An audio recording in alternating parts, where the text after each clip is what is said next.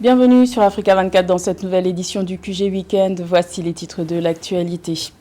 Renforcement des relations bilatérales entre le Maroc et l'Organisation des États de la Caraïbe. Une représentation consulaire des Caraïbes a ouvert ses portes le 31 mars à Dakhla, sur le territoire disputé du Sahara occidental. Un soutien grandissant à la marocanité du Sahara. La République démocratique du Congo a officiellement intégré le 29 mars la communauté des États d'Afrique de l'Est, EAC. Ce pays d'Afrique centrale va profiter des perspectives commerciales qu'offre ce marché unique de près de 300 millions de personnes en devenant le 7e membre de cette organisation sous-régionale. Et les populations du sud de Madagascar se montrent résilientes face aux marées de sable qui déferlent dans leur quotidien et engloutissent maisons, champs et puits sous des dunes de sable. Un projet de fixation des dunes a été lancé. Un bouclier naturel a été déployé. Mais tout d'abord, en Tunisie, les résultats de la consultation nationale électronique qui s'est tenue du 15 janvier au 20 mars ont été dévoilés le 31 mars. D'après les chiffres officiels, plus de 534 000 personnes ont participé à cette opération. Sur le plan politique, les résultats ont montré que 86,4% des citoyens optent pour un système présidentiel contre 3,1% pour le système parlementaire et 8% pour un régime mixte. Rappelons que les résultats de cette consultation populaire constitueront la base du dialogue national voulu par le président Kais Saied qui a dissous le Parlement le 30 mars. C'est un symbole du soutien grandissant à la marocanité du Sahara. L'Organisation des États de la Caraïbe a installé le 31 mars une représentation consulaire à Dakhla, ville située sur le territoire disputé du Sahara occidental. Le Maroc et les Caraïbes souhaitent par cet acte renforcer leur collaboration stratégique et bilatérale, comme nous l'explique notre envoyé spécial Ange Nomenio. Le Royaume du Maroc et les Caraïbes renforcent leur collaboration stratégique. Les diplomaties des deux zones ont inauguré ce jeudi 31 mars 2022 dans la ville de Dakhla la représentation de l'Organisation des États de la Caraïbe. Cet acte symbolique marque la volonté du Maroc et de la Caraïbe de dynamiser leurs échanges commerciaux. L'avantage de ce consulat est qu'il ne représente pas un seul État, mais 6 États membres de l'OECO, Antigua et Barbuda, Grenade, Montserrat, Saint-Kitts et Nevis, Sainte-Lucie, Saint-Vincent et les Grenadines. Cela confirme le soutien croissant à la marocanité du Sahara et à la consolidation de la souveraineté du Maroc sur les provinces du Sud. L'État de Dominique reconnaît également la souveraineté du Maroc sur son Sahara. Pour la diplomatie dominicaine, le plan d'autonomie du Maroc est la seule alternative à adopter pour une résolution des conflits régionaux. Le Commonwealth et la Dominique réitèrent aussi leur soutien à l'initiative marocaine d'autonomie en tant que base unique pour une résolution pacifique consensuelle de ce différend régional, dans le plein respect de l'intégrité territoriale et de la souveraineté nationale du Maroc.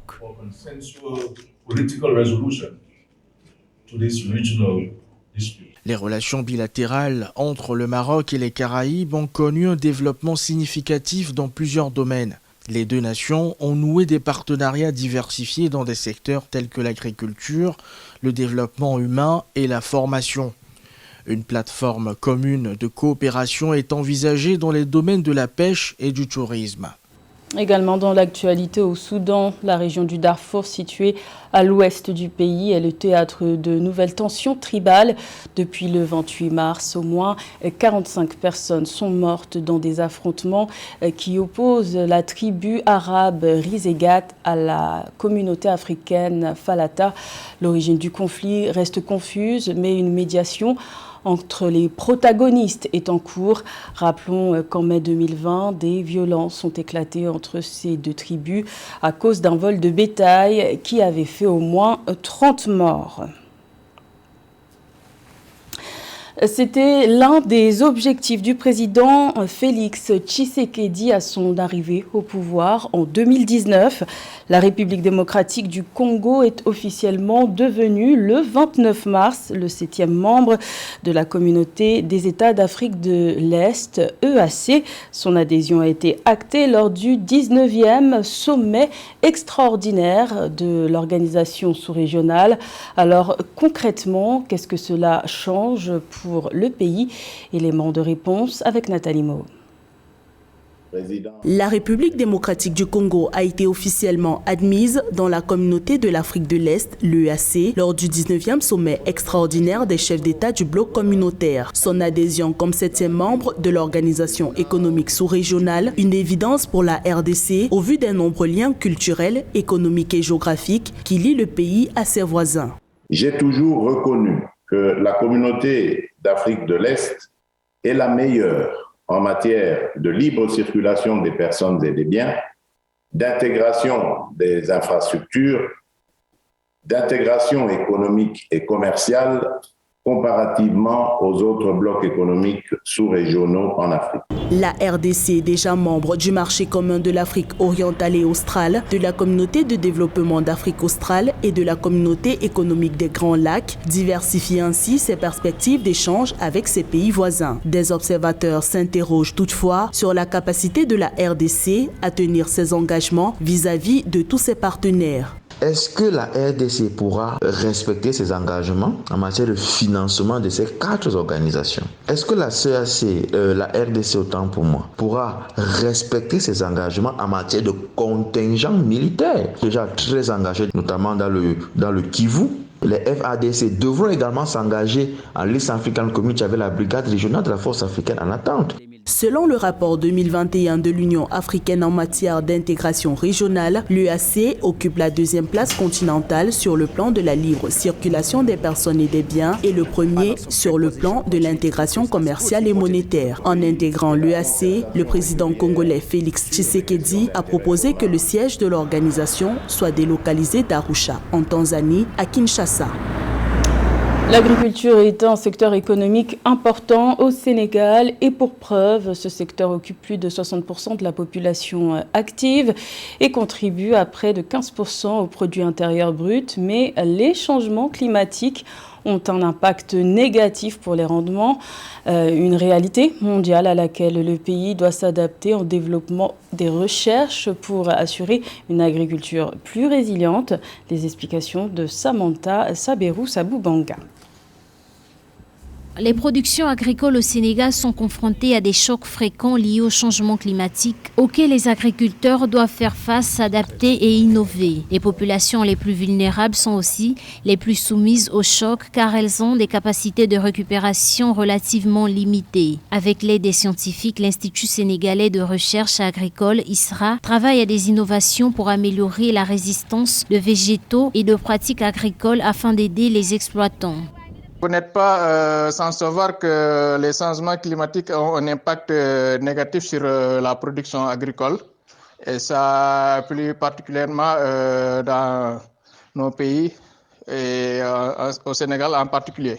Et cet impact va au niveau de la productivité agricole et provoquant également une baisse des rendements, mais également une difficulté sur certaines cultures pendant une bonne période de l'année des cultures qui ne supportent pas surtout les écarts de température. L'agriculture sénégalaise est considérée comme la priorité du PSE, Plan Sénégal émergent. En 2018, 2019 et 2020, le budget de l'agriculture s'est chiffré respectivement à 195 milliards, 203 milliards et 152 milliards de francs CFA, soit moins de 6% du budget général de l'État. Un financement jugé faible par certains experts et des acteurs du secteur qui plaident pour plus d'investissements, notamment pour améliorer la recherche agricole. L'agriculture au Sénégal se porte mieux en tout cas que ne l'avait laissé le régime de Wade, parce qu'il avait réussi à déstabiliser la spéculation la plus importante, qui était la spéculation de l'arachide. Au Sénégal, l'arachide compte pour beaucoup dans la rémunération du monde rural, et par l'introduction d'opérateurs plus ou moins sérieux. Au Sénégal, l'agriculture représente le principal secteur d'emploi et mobilise près de 70% de la population active. Son poids dans le secteur primaire est passé de 41% en 2007 à 64% en 2017. La contribution de ce secteur au produit intérieur brut est légèrement en augmentation sur cette période, passant de 13% à 15%. Nouvelle stratégie de lutte contre la pandémie de Covid-19 au Ghana. Le président Nana Akufo-Addo a annoncé le 31 mars devant le Parlement que le pays produira le vaccin anti-Covid-19 dans 21 mois, soit à partir de janvier 2024. Le Ghana rejoint ainsi la dynamique de fabrication de vaccins anti-Covid inaugurée sur le continent africain par l'Afrique du Sud en janvier dernier. Plus de détails avec Zara Mohamed-Moutiou. La situation sanitaire liée au Covid-19 s'invite au Parlement ghanéen. Dans son discours sur l'état de la nation, le président de la République, Nana Akufo-Addo, a exposé ce mercredi la nouvelle stratégie du gouvernement dans la lutte contre la pandémie. Une stratégie basée sur la production de vaccins directement sur le territoire ghanéen.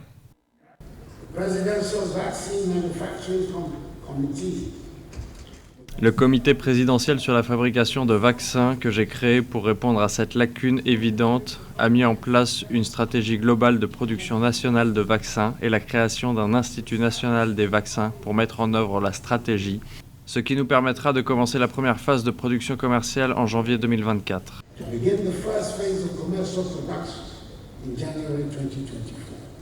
Plusieurs projets sont menés actuellement, notamment sur le continent africain, afin de rendre les pays en développement autonomes vis-à-vis de la vaccination contre le coronavirus.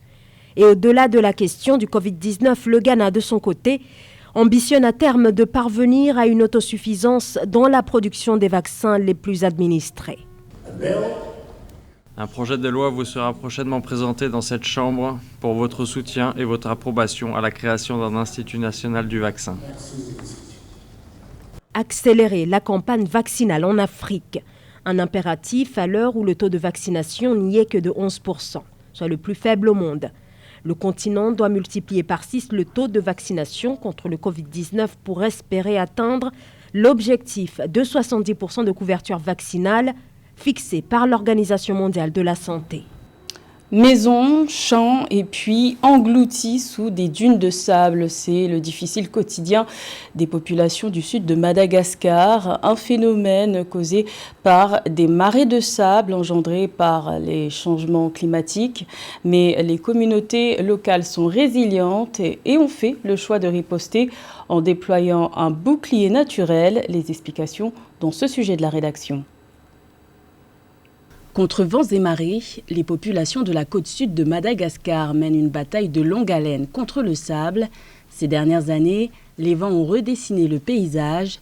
Le déplacement des dunes a englouti des maisons à Fokap, dans la région d'Androy. Les communautés locales ont décidé de riposter en plantant de la verdure pour retenir les marées de sable. C'est un système villageois, ce n'est pas nous qui avons amené cette technicité. Parce qu'ils connaissent déjà que les lalandes couvrent le sol, ça apporte de l'humidité. Nous, on a juste planté les sisales. Et les sisales, c'est des plantes très résistantes à la sécheresse. Et les philaos sont des plantes qui peuvent se développer n'importe où, même dans des conditions très difficiles. Même si le sol est pauvre, ces plantes se développent. Donc là, vous avez vu tout à l'heure le résultat. Donc voilà, au total, on avait comme objectif de fixer 50 hectares. On est arrivé à fixer 36. Le Programme alimentaire mondial travaille avec les communautés locales sur le projet de fixation des dunes. Les plantes utilisées permettent d'emprisonner l'humidité dans le sol et d'atténuer l'impact du vent à l'intérieur des terres. Un bouclier naturel pour protéger les champs agricoles et les puits des communautés locales. Les puits étaient sur le point aussi d'être ensevelis. C'est les seuls puits qui alimentent tous les villages des alentours. Donc les gens viennent chercher de l'eau. Là, vous avez vu, le bétail aussi est en train de s'abreuver là. Et ces puits sont menacés par l'avancée des dunes. Et déjà, vous voyez que les puits étaient presque au même niveau à basse altitude que la mer, alors que les dunes étaient déjà très élevées. Donc les dunes bougent vers le puits et au fil des années, si rien n'est fait, ça veut dire que ces puits seront totalement ensevelis. Les 4 années de sécheresse subies par la Grande Île ont fortement contribué à l'accumulation des dunes de sable et ont rendu plus d'1 million de personnes dépendantes de l'aide alimentaire du PAM. Les climatologues sont perplexes, le pire serait à venir. Dans le reste de l'actualité, les 5 sélections africaines qualifiées pour la Coupe du monde de football connaissent désormais leurs adversaires. À l'issue du tirage au sort qui s'est tenu ce vendredi 1er avril, les groupes ont été constitués en vue de cette compétition qui se jouera au Qatar fin novembre. Le Sénégal est dans le groupe A, composé du Qatar, pays hôte, des Pays-Bas et de l'Équateur. La Tunisie est dans le groupe D avec la France, le Danemark et le vainqueur des barrages entre la zone Amérique du Sud et la zone Asie. Et le Maroc est dans le groupe F avec la Belgique, la Croatie et le Canada. Le Ghana est dans le groupe H constitué du Portugal, de l'Uruguay et de la Corée du Sud. Et enfin, le Cameroun hérite d'un gros morceau puisque les Lions indomptables tombent dans le groupe G avec le Brésil, pays le plus titré avec 5 Coupes du Monde, la Suisse et la Serbie. C'était le journal de la rédaction. Merci de l'avoir suivi. L'information continue sur Africa 24.